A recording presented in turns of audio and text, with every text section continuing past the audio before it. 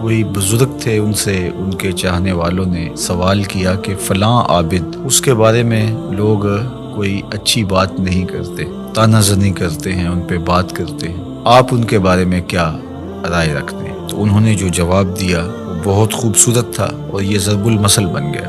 گفت بولے، بر ظاہرش عیب نمی بینم و در باطنش غیب نمی دانم، کہ ان کے ظاہر میں تو میں کوئی عیب نہیں دیکھتا، اور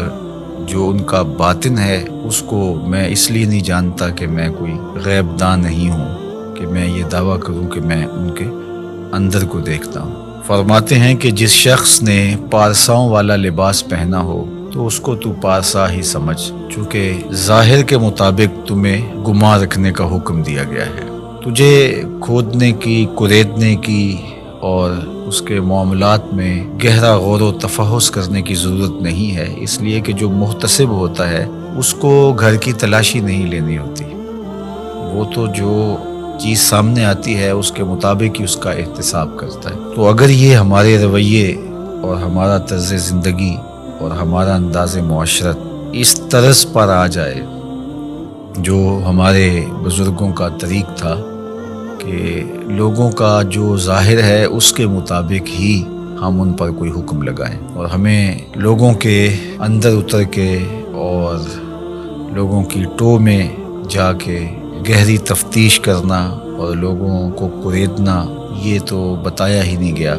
لا تجسسوا، ہمیں تو یہ کہا گیا ہے کہ تم جاسوسی نہ کرو۔ تو آج ہمارے جو رویے ہیں وہ بالکل اس کے برعکس ہیں، ہم وہاں تک اتر جاتے ہیں لوگوں کے حوالے سے اور بدگمانیوں کو پھر پالتے ہیں، اور پھر ان بدگمانیوں کے مطابق اپنا ذہن بنا لیتے ہیں اور پھر باقاعدہ اس کو آگے منتقل کر دیتے ہیں۔ تو بعض اوقات ہمارے غلط اندازے کی وجہ سے کسی شخص کی تصویر معاشرے میں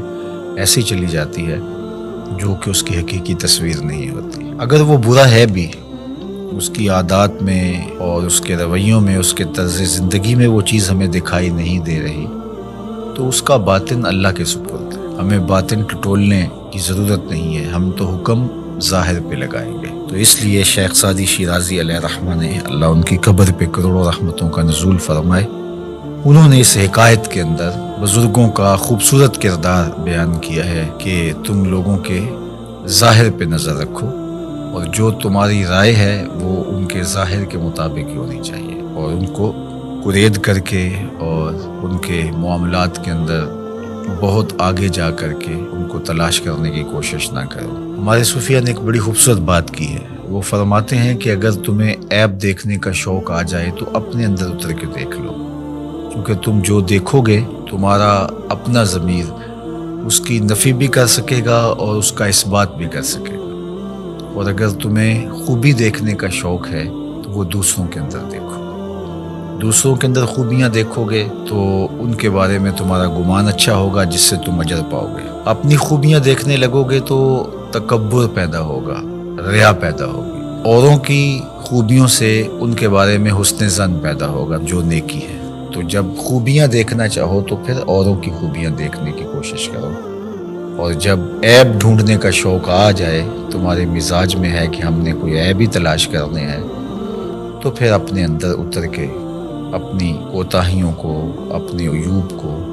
اور اپنے اندر چھپی ہوئی خباثتوں کو تلاش کرو۔ جب ہم اپنے اوپر غور و تفحص کرنے لگ جائیں گے تو بہت ساری ایسی چیزیں ملیں گی کہ عمومی طور پہ ہماری نظر ان عیوب کی طرف نہیں بھی جاتی ہے، لیکن جب غور و فکر کرنے لگ جائیں گے تو بہت ساری چیزیں کھل کے سامنے آ جائیں گی۔ اللہ تعالیٰ جل شانہ ہمیں توفیقات نصیب فرمائے، ہم خیر کی راہوں پہ رہیں۔